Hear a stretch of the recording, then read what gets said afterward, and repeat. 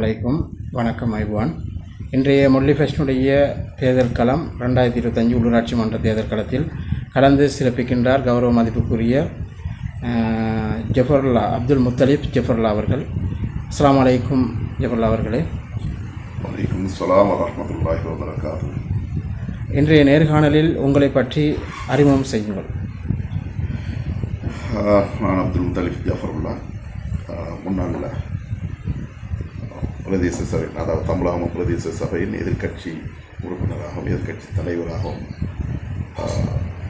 1994 ஆண்டிலிருந்து 2001 ஆண்டு வரையும் இருந்திருக்கின்றேன். கடந்த காலங்களிலே எனது அரசியல் பிரவேசம் ஸ்ரீலங்கா சுதந்திர கட்சி கை சின்னத்தில் போட்டியிட்டு அப்படியே அந்த இது முடிந்ததன் பின்னர் தொடர்ச்சியாக ஸ்ரீலங்கா முஸ்லீம் காங்கிரஸ், உண்மையில் சொல்ல போனால் ஸ்ரீலங்கா முஸ்லீம் காங்கிரஸுக்கு தான் முதல் ஆதரவு வழங்கியிருந்தது. அதாவது முதலாவது மாகாண சபை தேர்தலில் நாங்கள் ஸ்ரீலங்கா முஸ்லீம் காங்கிரஸுக்காக வேண்டி கடுமையாக பாடுபட்டு அதிலே 5 உறுப்பினர்களை திருகோணமலை மாவட்டம் சார்பாக பெற்றுக் கொடுத்தவர்கள். அதைத் தொடர்ந்து ஸ்ரீலங்கா முஸ்லீம் காங்கிரஸுக்கும் இங்குள்ள அமைப்பாளருக்கும் இடையில் ஏற்பட்ட சிறு முருகல் காரணமாக இருந்தவர்கள் அவரவர் கட்சிக்கு சென்றதால் தொடர்ந்து நான் ஸ்ரீலங்கா முஸ்லீம் காங்கிரஸை விட்டு ஸ்ரீலங்கா சுதந்திர கட்சியுடன் சேர்ந்து வேலை செய்ய வேண்டிய ஒரு கட்டாய தேவை ஏற்பட்டது. அதன் பின்னர் 1994 ஆண்டு நடந்த பொது தேர்தலில் ஸ்ரீலங்கா முஸ்லீம் காங்கிரசுடன் மீண்டும் இணைந்து தொடர்ச்சியாகவும் ஸ்ரீலங்கா முஸ்லீம் காங்கிரஸுக்காகவும் ஸ்ரீலங்கா முஸ்லீம் காங்கிரஸ் பாராளுமன்ற உறுப்பினர்கள், மாகாண சபை உறுப்பினர்களை பெற்றுக்கொள்வார்கள். தொடர்ச்சியாக அதுக்காக வேண்டி அந்த கட்சியுடன் இணைந்து செயல்பட்டது. அதன் பின்னர் 2020 ஆண்டு அந்த கட்சி பாராளுமன்ற உறுப்பினர்கள் அவர்களது நடைமுறைகள், அவர்களது போக்கில் மாற்றங்கள் தென்பட்டதால், அதாவது கட்சி கொள்கைக்கு எதிராகவும் கட்சி நோக்கத்திற்கு எதிராகவும் அவர்களது செயற்பாடுகள் இருந்ததனால் அவர்களை விட்டு தேசிய மக்கள் சக்தி, அதாவது இப்போது ஆட்சி செய்யும் ஆளும் கட்சியில் சேர்ந்து அன்றைய வருடத்தில் 2020 ஆண்டில் தேசிய மக்கள் சக்தியின் பொது தேர்தல் வேட்பாளராக, அதாவது பாராளுமன்ற தேர்தல் வேட்பாளராக நான் களமிறங்கி அந்த கட்சியில் போட்டியிட்டு கணிசமான வாக்குகளை பெற்றிருந்தான். வெல்லக்கூடிய சாத்தியம் அன்று இருக்கவில்லை. அப்படியே அந்த கட்சியில் இருந்து தொடர்ந்து வந்த நான் இன்னும் அந்த கட்சியோடு தான் இருந்து இப்பொழுது நான் தம்பலகமம் பிரதேச சபைக்காக 9ஆம் வட்டாரமாகிய முள்ளிப்பொத்தானை 228B முள்ளிப்பொத்தானை வட்டாரத்தில் நான் போட்டியிடுகின்றேன். சரி, கௌரவ மதிப்புக்குரிய ஜஃபருல்லா அவர்களே, கடந்து வந்த பாதை அரசியலினால் உங்களுக்கு கடந்த காலங்களில் ஏற்பட்ட அநீதிகள், கடந்து வந்த காலங்களில் நீங்கள் செய்த சேவைகள், மக்களுக்கு எந்த வகையான சேவைகள் செய்தீர்கள், மக்களிடத்தில் உங்களுக்கு இருக்கின்ற நற்பெயர், மக்களுக்கு எதிர்காலத்தில் நீங்கள் செய்ய இருக்கின்ற சேவைகள் பற்றி சுருக்கமாக கூற முடியுமா? அதாவது கடந்த காலங்களிலே அரசியலில் ஏற்பட்ட அநீதிகள், துரோகங்கள் என்று நீங்கள் கேட்கின்ற போது, ஒரு தொண்டனை பொறுத்தவரை, அதாவது ஒரு உண்மையான தொண்டன் இவற்றையெல்லாம் முகம் கொடுத்து சந்திக்கத்தான் வேண்டும் என்று சொன்னால், ஒரு உண்மையான ஒரு அரசியல் போராளி, அதாவது முஸ்லீம் காங்கிரஸ் என்ற போராளி என்று குறிப்பிடுவார்கள். ஒரு முஸ்லீம் காங்கிரஸ் போராளி அவர் உண்மையான போராளியாக இருந்தால் அவருக்கு பல துரோகங்கள் நடக்கும். ஏன்னு சொன்னால், முஸ்லீம் காங்கிரஸின் கொள்கைப்படி நடக்கக்கூடிய போராளியாக தான் அவர் இருப்பார். அந்த கொள்கைகளை ஏற்றுக்கொள்ளாதவர்களாக அந்த முஸ்லீம் காங்கிரஸை பொறுத்தவரை, ஸ்ரீலங்கா முஸ்லீம் காங்கிரஸை பொறுத்தவரை உள்ள பாராளுமன்ற உறுப்பினர்கள் மற்றும் இனியோர் அவர்களது கொள்கைக்கும் ஸ்ரீலங்கா முஸ்லீம் காங்கிரஸின் கொள்கைக்கும் பல வித்தியாசங்கள் இருப்பதால் அதை தட்டி கேட்பதன் ஊடாக பல இன்னல்களையும் பல துரோகங்களையும் நான் சந்தித்திருக்கின்றேன். மற்றபடி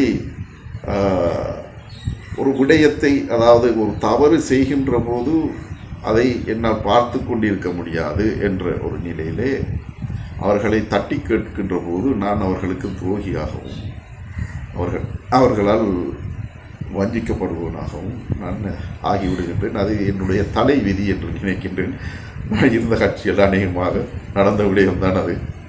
ஆனால் அந்த கட்சிக்காக வேண்டி நாம் எவ்வளவு தான் பாடுபட்டாலும் எவ்வளவு தான் உழைத்தாலும் அது ஒரு நேரத்தில் ஏதோ அது நமது தேவைக்காக நாம் செய்து கொண்டது மாதிரியும் அவர்களுக்காக எதுவும் செய்யவில்லை. ஆனால் பிரயோசனப்பட்டவர்கள் நினைத்துக் கொள்கின்றார்கள் ஏதோ அது எனக்காக வேண்டி செய்து கொண்ட ஒரு விடயம் என்ற மாதிரி. இனி அதை நம்மால் ஒன்றும் செய்ய முடியாது. அதனால் நான் அனைவரிடம், அநேகமான ஆக்களிடம் நான் சொல்கின்ற விடயம் இந்த அரசியலை பொறுத்தவரையிலே ஒன்று வெற்றி பெற்றும் எங்களுக்கு அனுபவம் இருக்கிறது, தோற்றும் அனுபவம் இருக்கிறது. இது சாதாரணமாக இது ரெண்டையும் பொதுவான ஒரு மகன், அதாவது ஒரு தேர்தல், ஒரு அரசியலில் இருக்கின்ற ஒரு பொதுவான நபர் சொல்லுவார், எப்படி எங்களுக்கு வெற்றி பெற்றும் அனுபவம் இருக்கிறது, தோல்வி அடைந்தும் அனுபவம் இருக்கிறது, இது ரெண்டையும் நாங்கள் தாங்கி கொண்டவர்கள். இதில் ஒரு மூன்றாவது அனுபவம் ஒன்று இருக்கிறது எனக்கு. அதுதான் ஒன்று வெற்றி பெற்ற அனுபவம், இன்னொன்று தோல்வி கண்ட அனுபவம், மூன்றாவது துரோகிகளால் வஞ்சிக்கப்பட்ட அனுபவம் எங்களுக்கு இருக்கின்றது. அதனால் நாங்கள் அதெல்லாம் கடந்து போய்விடுவது, அத்தோடு எங்களது அரசியல் பயணத்தை நிறுத்திக் கொள்வதில்லை. தொடர்ச்சியாக எங்களது அரசியல் பயணம் ஏதோ ஒரு நியாயமான ஒரு நல்ல கட்சி என்று, ஒரு கொள்கை உள்ள நல்ல மக்களுக்கு சேவை செய்யக்கூடிய ஒரு கட்சி என்று வரும்போது நான் பார்த்தபோது எனக்கு கிடைத்தது தேசிய மக்கள் சக்தி. அந்த கட்சியை பொறுத்த வரைக்கும் நியாயமான கொள்கை, மக்களுக்கான நல்ல சேவைகள், யார் என்ன சொன்னாலும் கூட அதனுடைய தாற்பயம் அறியாமல் தான் இவர்கள் பேசுகிறார்களே தவிர மற்றபடி இந்த கட்சியை பொறுத்த வரைக்கும் இந்த ஸ்ரீலங்கா, அதாவது இலங்கை முழுவதற்கும், இலங்கை தீவு முழுவதற்கும் ஏற்ற ஒரு கட்சி, அனைவரும் ஏற்றுக்கொள்ளக்கூடிய ஒரு கட்சியும் கூட. சிலர் மனதால் வெறுக்கலாம், அது இனி அவ்வாறான நிகழ்வுகளும் இருக்கத்தான் செய்யும். கடந்த காலங்களை எடுத்துக்கொண்டால் நான் ஸ்ரீலங்கா முஸ்லீம் காங்கிரஸிலே இருந்து தொடர்ச்சியாக நமது எம்எஸ் தௌஃபிக் அவர்களை ஆதரித்து அவர்களை மினிஸ்டர், அதாவது அமைச்சராகும் வரை, போக்குவரத்து பிரதி அமைச்சராகும் வரையும் அவரோடு சேர்ந்திருந்த நான். பிறகு அவர்களது நடைமுறையிலே பல வித்தியாசங்கள் எல்லா மக்களாலும் மிகவும் விமர்சிக்கத்தக்க வகையிலே இருந்ததனால் உண்மையாக நான் அந்த விடயத்திலிருந்து நான் நீங்கிக் கொண்டேன். உண்மையிலே அவர் என்னை பொறுத்த வரைக்கும் ஒரு தேர்தலிலே, அதாவது இதே போன்ற ஒரு தேர்தல், அந்த தேர்தலிலே அவர் எனக்கு ஒரு வாக்குறுதி தந்திருந்தார். நான் அப்பொழுது கட்டாரிலே ஒரு கம்பெனி, சொந்தமாக கம்பெனி வைத்து நடத்தி கொண்டிருந்த சமயம் என்னை அழைத்து, தொலைபேசியில் அழைத்து, நீங்கள் உடனடியாக இங்கே வாருங்கள், ஏனென்றால் உங்கள் வட்டாரத்துக்கு யாரையும் நான் போட விரும்பவில்லை, உங்களைத்தான் போட விரும்புகின்றேன், அதனால் நீங்கள் உடனே வாருங்கள் என்று கூப்பிட்டதற்கமைய நான் இங்கே வந்த பிறகு அந்த தேர்தலில் போட்டியிடுவதற்கு எனக்கு அவர்கள் எந்த ஒரு ஏற்பாடு செய்யவில்லை. வேறு ஒருவரை அதற்கு நியமித்துவிட்டு, இதில் போனஸ் வாசனம் வரும்போது நான் உங்களுக்கு தருவேன் என்று எல்லா மக்கள் மத்தியிலும் சொன்னார்கள். அது கூட எனக்கு அவர்கள் தரவில்லை. அதை கேட்டதுக்கு பல காரணங்களை அவர்கள் சொன்னால் நான் அதை ஏற்றுக்கொள்ள முடியாத விஷயம். இதற்காக வேண்டி நாம் மாறவும் இல்லை. அதற்கு பிறகும் அவர்களது நடைமுறையில் நான் அப்போதும் அந்த ஸ்ரீலங்கா முஸ்லீம் காங்கிரஸோடு தொடர்ச்சியாக பயணித்தவர். அதற்கு பிறகு அவர்கள் கட்சி கொள்கைக்கு மாற்றமாக, அதாவது உழைக்க வேண்டும் என்ற நோக்கத்தோடு அவரும் அவரது சகாக்களும் என்று இந்த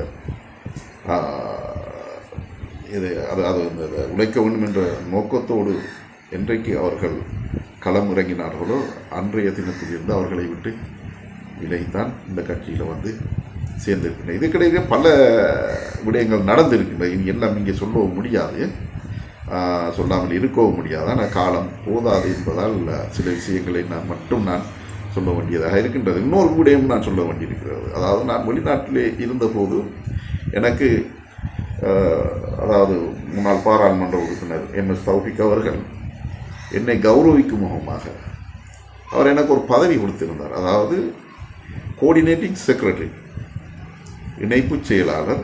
அதாவது கல்ஃப் கண்ட்ரி, வெளிநாடுகளுக்கு, அதாவது கல்ஃப் மத்திய கிழக்கு நாடுகளுக்கு ஒரு கோஆர்டினேட்டிங் செக்ரட்டரி என்ற ஒரு பதவியை அவர் தந்திருந்தார். அதனால் பல விடயங்களை நான் அங்கே அதனூடாக நான் செய்திருக்கின்றேன். அவர் தந்ததற்கு எத்தனையோ விடயங்கள் அங்கே வெளிநாட்டு தூதரகங்களிலே நமது மக்கள் தொழிலுக்கு செல்பவர்கள் படுகின்ற கஷ்டங்கள் அதுகள் அந்த அந்த அவர் தந்த அந்த பதவியை கொண்டு நான் செய்திருக்கின்றேன். அவராக எனக்கு செய்த சில விடயங்கள், சில துரோகங்கள் என்று இருந்தாலும் கூட அதற்கேற்றாற் போல இந்த விடயங்களையும் அவர் எனக்கு செய்திருந்தார். அதை நான் சொல்லாமல் இருக்க முடியாது. ஏனென்றால் அவர் செய்த நன்மைகளையும் சொல்ல வேண்டும், அவர் செய்த தீமைகளையும் நான் இங்கே குறிப்பிட வேண்டும். அதைத்தான் நான் இங்கே சொல்கின்றேன். அதனால் பல விடயங்களை நான் கையாண்டேன். இந்த மக்களுக்கு சேவை செய்வது அது அவருக்கு தான் பெருமை சேர்த்தது. அவருக்கு தான் அது உண்மையிலே எத்தனையோ பேர் அடைபட்டு கிடந்தவர்கள், கட்டாரிலே தொழில் வாய்ப்பு தொழில் நிமித்தமாக சென்றவர்கள், அவர்களை எல்லாம் அங்கிருந்து அந்த பிரச்சனைகளை முடித்து எத்தனையோ பேர் நான் இங்கே அனுப்பியிருக்கின்றேன். அவர் கொடுத்த அந்த பதவி ஒன்றை பதவி அவருக்கு நான் கேட்கவும் இல்லை, அவராக கொடுத்தது. அந்த வகையிலே அவ்வாறும் செய்திருக்கிறார், இவ்வாறும் செய்திருக்கிறார். இனி நம்ம பேசுகிறதா நிறைய இருக்குது, இருந்தாலும் அது காலம் போதாது என்பதால் நான் சுருக்கிக் கொள்கின்றேன்.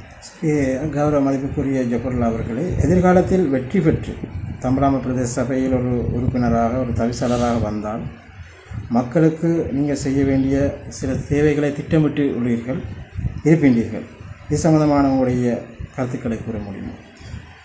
உண்மையிலே பிரதேச சபையை பொறுத்தவரை ஒரு நிதி கையாள்கை குறைவாக இருந்தாலும் கூட அந்த பிரதேச சபைக்கு உரிமைகள் கூட, அதிகாரங்கள் கூட. ஒரு சுருக்கமாக சொல்வார்கள், ஒரு குழந்தை பிறந்ததில் இருந்து அந்த குழந்தை வளர்ந்து கல்வி கற்று அதை கடைசியாக மரணம் அடைந்து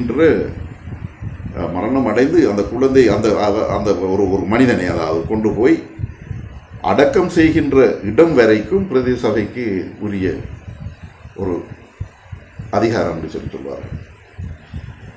அதனால் நிதி கொள்கை, நிதி கையாள்கைகள், அதாவது நிதி வரவு என்பது அது உள்ளூராட்சி, உள்ளூரிலே உள்ள கடைகளின் மூலமாக வேறு விதமாகத்தான் அதற்கு வருமானங்கள் வர வேண்டும்.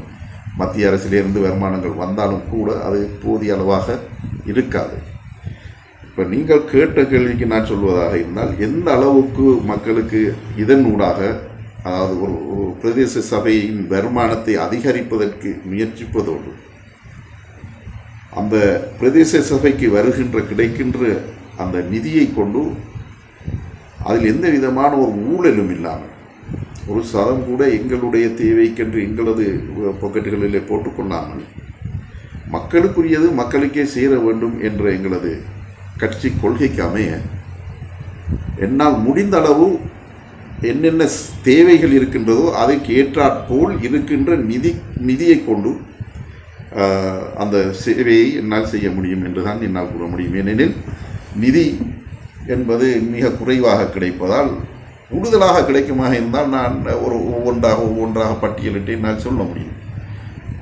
இப்போ இது இந்த நிதி குறைவாக இருக்கிறதால ஒரு குறிப்பிட்ட விடயத்தை கூட சொல்ல முடியாத ஒரு அளவுக்கு தான் இந்த பிரதேச சபையை பொறுத்த வரைக்கும் இருக்குது. இன்ஷா அல்லாஹ் எந்த அளவுக்கு எங்களுக்கு அதற்குரிய அந்த வளங்கள் கிடைக்கின்றதோ அந்த வளங்களை பொறுத்து அதற்கேற்ப சேவையை என்னால் செய்ய முடியும் என்ற ஒரு வாக்குறுதியை தான் என்னால் இப்பொழுது பொதுவாக இந்த மக்களுக்கு சொல்ல முடியும். சரி, மதிப்புக்குரிய ஜபர்லா அவர்களே, நீங்கள் கடந்த காலங்களில் பல சமூக சேவைகள், பாடசாலை, கிராம அபிவிருத்தி சங்கம், பல உதவிகளை பிரதேச சபை உறுப்பினராக இருந்து பல சேவைகள் செய்தீர்கள். மக்களுக்கு செய்த நிரந்தர சேவைகள், கடந்த மறக்க முடியாத சேவைகளை கூற முடியுமா? உங்களால் செய்த அளப்பரிய சேவைகள் இருக்கின்றன. மக்களில் கடந்த காலங்களில் பல சேவைகளை செய்திருக்கின்றீர்கள். போராட்டங்கள் நடத்தி ஆசிரியர் பற்றாக்குறை, ஆசிரியர்களுடைய பிரச்சனைகள், மக்களுடைய பிரச்சனைகள், சமூகத்துக்கு தேவையான பிரச்சனைகள், வீதி மின்சாரம் போன்ற பிரச்சனையை தீர்த்து கொண்டீர்கள். கடந்த காலங்களில் பல பேசும் பொருளாக காணப்பட்டு இருக்கின்றது. இது சம்பந்தமான உங்களுடைய கருத்துக்களை கூற முடியுமா? இவ்வளவு உண்மையில் ஒரு உரிமைக்கான போராட்டம் என்பது அது என்னோடு மட்டுப்படுத்தி கொள்ளவில்லை. நான் அது ஒரு சமூகம் என்று வரும்போது நமக்கு ஒரு சமூக ஒரு பொறுப்பு, அதாவது சோசியல் ரெஸ்பான்சிபிலிட்டி சொல்வார்கள். அந்த பொறுப்பு வந்து அனைவருக்கும் இருக்கின்றது. அது உங்களுக்கும் இருக்கிறது, எனக்கும் இருக்கிறது. அதற்கமைய சமூகத்திற்கு நீதி கிடைக்க வேண்டும் என்பதற்காக, உண்மையான நீதி கிடைக்க வேண்டும் என்பதற்காக பல போராட்டங்கள், பல பிக்கெட்டிங், பல விடயங்களில் நான் ஈடுபட்டிருக்கிறேன். ஆனால் எத்தனை இதில் என்ன எவ்வளோன்னு சொல்லி நான் எந்த குறிப்பையுமே வைத்துக்கொள்ளவில்லை. அப்பொழுது அந்தந்த நிகழ்வு அந்தந்த இடத்துக்கு ஏற்றாற்போட அந்த இடத்திலே நடக்கின்றது நியாயமானதா என்று பட்டால் நியாயமானது தான் என்று சரியாக நான் அதை உணர்ந்து கொண்டால் அதற்கு அவர்களுடன் சேர்ந்து போராடுவது எனது வழக்கம். அதிலே நான் இனம் பார்ப்பதும் இல்லை, மதம் பார்ப்பதும் இல்லை. ஒரு முஸ்லீம் செய்த தவறுக்காக ஒரு அந்நியன், அதாவது நமது சகோதர சமூகம் நியாயம் கேட்கின்ற போது கூட நான் அந்த உண்மையிலே யாருடைய பக்கம் அந்த நியாயம் இருக்கின்றது என்பதை பார்த்து உண்மையில் அந்த மாற்று மத சகோதரர் பக்கம்தான் இருக்கின்றது என்றால் நான் அதில் எந்த விதத்திலும் பின்வாங்குவதில்லை. அதற்கு நான் அவர்களுக்கான நீதியை தான் நான் அந்த இடத்திலே சொல்வேன். அவ்வாறாக தான் என்னுடைய இதுகள் இருந்தது. மற்றது வந்து நிரந்தரமான சேவைகள் பிரதேச சபையில் இருந்த நேரம், பிரதேச சபை ஏற்கனவே நான் இருந்த நேரம் வந்து எதிர்க்கட்சியாக இருந்ததால் கொஞ்ச காலம் தான் எதிர்க்கட்சியாக இருந்தது. பிறகு ஆளுங்கட்சி 94ஆம் ஆண்டு சந்திரிகா அம்மையாரின் ஆட்சி வந்ததன் பிறகு அமைச்சர் மஸ்ரஃப் அவர்கள் என்னை அழைத்து பல விடயங்களை, அதாவது இங்கே அந்த டைமில் வந்து 6 கோடி ரூபாவுக்கு 6.5 கோடி ரூபாவுக்கு வந்து தம்பலாமம் பிரதேசத்தை அபிவிருத்தி செய்ய போகின்றேன். அதற்கான நிதி நான் புனர்வாழ்வு அமைச்சிலே ஒதுக்கி இருக்கின்றேன். ஆகவே நீங்கள் அதற்கான எஸ்டிமேட், அதாவது இந்த அறிக்கைகளை கொண்டு வாங்க என்று சொல்லி சொன்னதற்கமைய நான் செய்து அதை கொடுத்து பல விடயங்கள் செய்திருக்கின்றேன். நான் அதில் ஒரு கான்ட்ராக்ட் கூட நானாக எனக்கு எடுக்கவும் இல்லை. நான் சிலருக்கு வந்து அந்த டெண்டர் ஃபார்ம் கூட எந்த காசு எடுத்து கொடுத்தேன். அதில் சிலர் வந்து எனது உண்மையிலேயே என்னுடைய வெற்றிக்காக அவர்கள் அந்த டைமில் வந்து பாடுபட்டவர்கள் என்பதற்காக வேண்டி நான் அவர்களுக்கு கொடுத்த அவர்கள் சங்கத்தின் ஊடாக அதை செய்து அதன் மூலம் கிடைக்கக்கூடிய லாபத்தையும் பெற்றுக்கொண்டார்கள். அதில் வந்து இதுவரைக்கும் யாரிடமும் போய் நாங்கள் எதுவும் கேட்கவும் இல்லை, யாரும் எனக்கு வாங்கி தரவும் இல்லை. ஏனெனில் அவர்களுக்கு தெரியும், வாங்கி கொடுத்தாலும் கூட எடுக்க மாட்டார்கள். அந்த விதத்திலே அதை குறிப்பிட்டு சொல்ல வேண்டுமாக இருந்தால் நான் அதை விரும்பவில்லை. ஏனென்றால் அது மக்களுக்கு தெரியாமலே இருந்து கொண்டு போகட்டும்னு சொன்னால், அது இப்போ நான் சொன்னேனாக இருந்தால் அது தேர்தலுக்காக வேண்டி நான் இதை சொல்வதாக அமையும். நான் செய்த சேவைகள் வந்து அநேகமாக நான் செய்கின்ற எந்த நல்ல விடயங்களையும் வந்து நான் அநேகமாக மறைவாக செய்வதற்குத்தான் நான் எத்தனிப்பது. அதை மீறி யாராவது சொன்னாலே ஒழிய நான் அதை சொல்வதில்லை. அதனால் அந்த விடயத்தில் வந்து நான் செய்த சேவைகள் அது இது. மற்றது அதில் வந்து எனக்கு இன்னொரு விடயம் இருக்கிறது என்னென்னு சொன்னால், நமது தலைவர் அஸ்ரஃப் அவர்கள் தந்த பதவிகளை எனது குடும்பத்திற்கு மட்டும்தான் நான் அதை பகிர்ந்து கொண்டேன், மற்றவர்களுக்கு கொடுக்கவில்லை என்று. என்னுடைய குடும்பத்துக்கு பகிர்ந்ததை விட கூடுதலான ஆக்கள் இங்கே வந்து வேலை செய்கிறாங்க. நாங்கள் போட்டது அது நாங்கள் போட்ட ஆக்கள் தான். அதை பற்றி யாரும் பேசுகிறதில்லை. இப்போ இதை மட்டும்தான் பேசிக்கொள்வாங்க. அதுக்குரிய காரணங்களை நான் பல தடவை பல மீடியாக்கள்லேயும் என்னுடைய சமூக பக்கங்கள்லேயும் நான் பல தடவை அதை சொல்லி எனக்கே அலுப்பு ஏற்பட்டு விட்டது. அதை இங்கே சொல்ல தேவையில்லை, நீங்கள் அறிந்திருப்பீர்கள் அல்லது எனது பழைய இதுகள் எடுத்து பாருங்கள். இல்லைன்னு சொன்னால் அது தெரிஞ்சாக்கிட்ட கேளுங்க. வந்து அதை சந்தர்ப்ப சூழ்நிலையால் ஏற்பட்ட ஒரு விடயம். இருந்தாலும் மக்கள் அதுக்காக வேண்டி என்ன குற்றம் சொன்னால் கூட நான் அதை ஏற்றுக்கொள்வேன். நான் பிரச்சனை இல்லை எனக்கு. அதை என்னுடைய மக்கள் அவர்கள் சொல்கின்ற அந்த குற்றத்தையும் நான் ஏற்றுக்கொள்ள தயார். ஆனால் அதை அவ்வாறு குற்றம் சொல்லக்கூடிய அளவுக்கு அது நடைபெறவில்லை என்பது அது எனக்கும் ஆண்டவனுக்கும் தான் தெரியும். மற்றவர்களுக்கு சொல்லி அவர்கள் விளங்கவில்லை என்று சொன்னால் அது என்னுடைய பிள்ளையாக இருக்காது. சரி கௌரவ வேட்பாளர் அவர்களே, தற்போதைய அரசின் மக்களுக்கு கிடைக்க வேண்டிய சில நன்மைகள், பல சேவைகள், அபிவிருத்திகள், பல நாட்டின் பொருளாதாரத்தில் பல மாற்றங்கள் ஏற்பட்டுள்ளன. இது சம்பந்தமான உங்களுடைய எதிர்காலத்தை உங்கள் அரசியலை வைத்து நீங்கள் தம்பலாம பிரதேச மக்களுக்கு செய்ய வேண்டிய சேவைகள் பற்றி சுருக்கமாக கூற முடியுமா? இப்போ அரசாங்கத்தை பொறுத்த வரைக்கும் ஒரு மாற்றம் காண வேண்டும். கடந்த கால அரசியலிலே இருந்து மக்களது சொத்துக்கள், மக்களது வரிப்பணங்கள், இவ்வாறு பல விடயங்கள் வந்து சரியாக வந்து நிர்வகிக்கப்படவில்லை என்பது அது எல்லோருக்கும் ஆதாரபூர்வமாக எங்களது கட்சியாகிய தேசிய மக்கள் சக்தி தெளிவாக அதனை நிரூபித்துள்ளது. இன்றும் ஒவ்வொரு நாளும் விடிந்தால் எத்தனை பேர் இந்த இவ்வாறான விடயங்களிலே முன்னாள் பாராளுமன்ற உறுப்பினர்கள், அமைச்சர்கள் எத்தனை பேர் ஈடுபட்டார்கள், எவ்வளவு பேர் இதற்காக வேண்டி என்னென்ன முயற்சிகளை மேற்கொண்டார்கள் என்ற விடயங்களை நாங்கள் நாளாந்தம் ரூபாயினி மூலமாகவும் சமூக வலைத்தளங்கள் மூலமாகவும் நாங்கள் பார்த்து கொண்டே இருக்கின்றோம். இதை கூட இவர்கள் ஏதோ ஒரு தங்களுடைய காரணத்துக்காக செய்கிறார்கள் என்பவர்கள் இருக்கின்றனர். நாங்கள் அவர்களை கண்டுகொள்வது இல்லை. அரசாங்கத்தை பொறுத்த வரைக்கும் இந்த நாட்டிலே ஒரு நல்ல ஒரு நிலைமை ஏற்பட வேண்டும். இந்த நாட்டில் ஒரு இனவாதம் இல்லாத ஒரு ஆட்சி நடைபெற வேண்டும். அதற்காக வேண்டி நாங்கள் இதையும் செய்ய தயாராக இருக்கின்றோம் என்ற துணிப்பொருளில் தான் கடந்த காலங்களிலே அவர்கள் ஆட்சியை கையேற்றார்கள். அதனால் அதை எந்த இடத்திலே நமது இந்த இதுக்காக வேண்டி, அதாவது இந்த அமைதி, இந்த நாட்டிலே முதலாவது அமைதி நிலவ வேண்டும். அதன் பின்னர் பொருளாதார வளர்ச்சி காண வேண்டும்.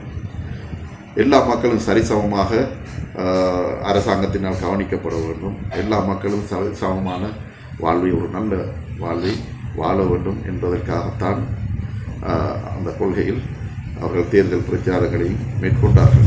அல்ஹம்துலில்லாஹ் என்று இப்பொழுது அது கிடைத்திருக்கிறது. அந்த அடிப்படையில் தான் அரசாங்கம் செயல்பட்டு கொண்டிருக்கிறது.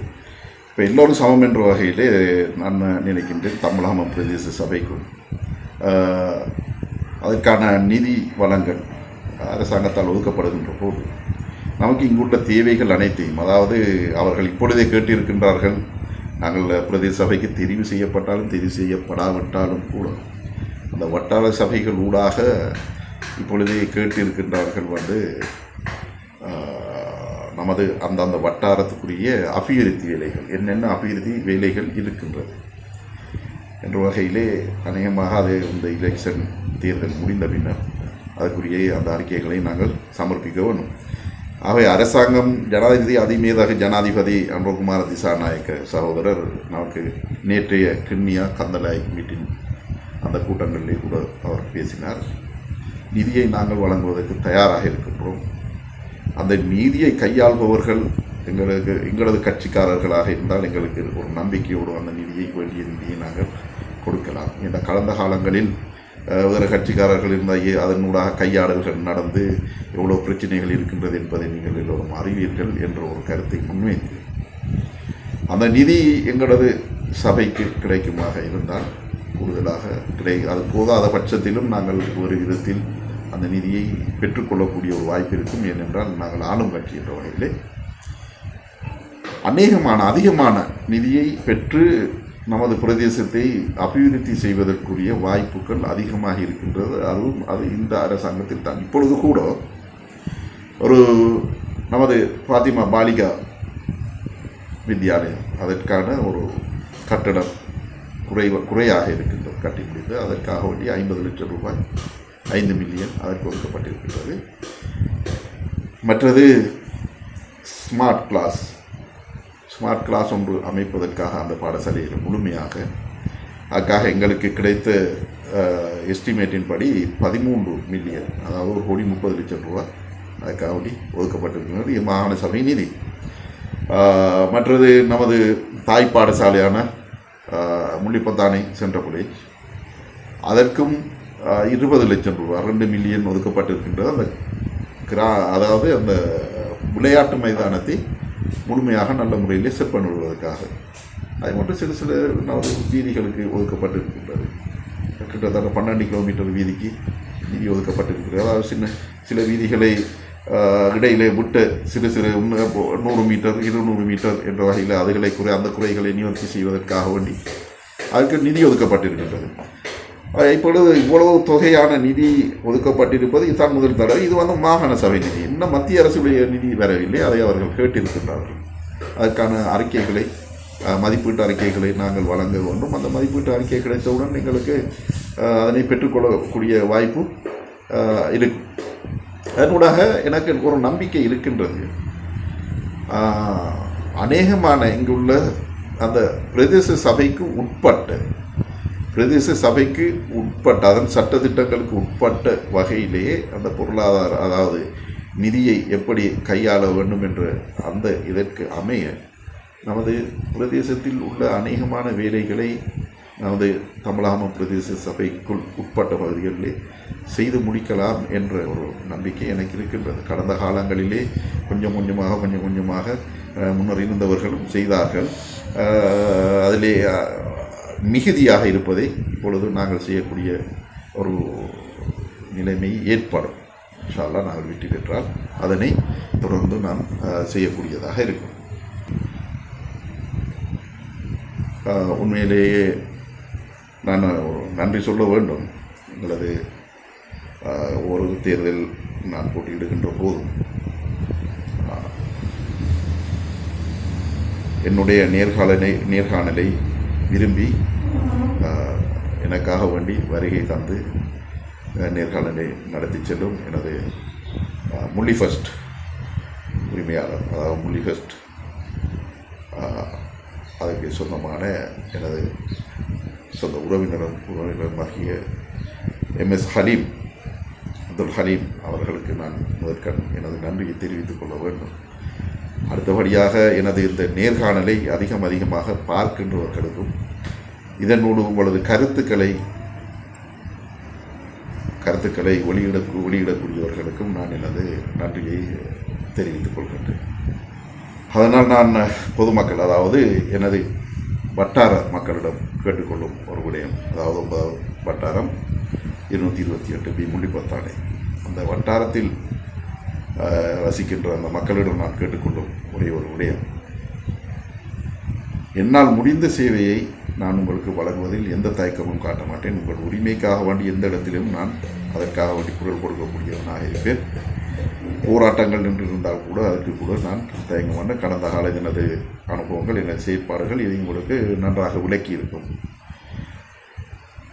என்னை நீங்கள் இவர் ஆளக்கூடியவர், இதற்கு தகுதியானவர் என்று கண்டால் இந்த அரசாங்கம் உண்மையிலே நல்ல நிலையில் இதை கொண்டு செல்கின்றது. ஆகவே இந்த ஆட்சிக்கு நாம் பிரதேச சபை கொடுப்போம் என்ற ஒரு நல்லெண்ணம் உங்களிடம் இருக்கும் என்று நினைக்கின்றேன். அவ்வாறு இருந்தால் எனது கட்சியாகிய திசை காட்டிக்கு உள்ளடி இடுவதன் மூலம் எனது வெற்றியை நீங்கள் உறுதிப்படுத்துமாறு அன்பாக வேண்டிக் கொள்கின்றேன்.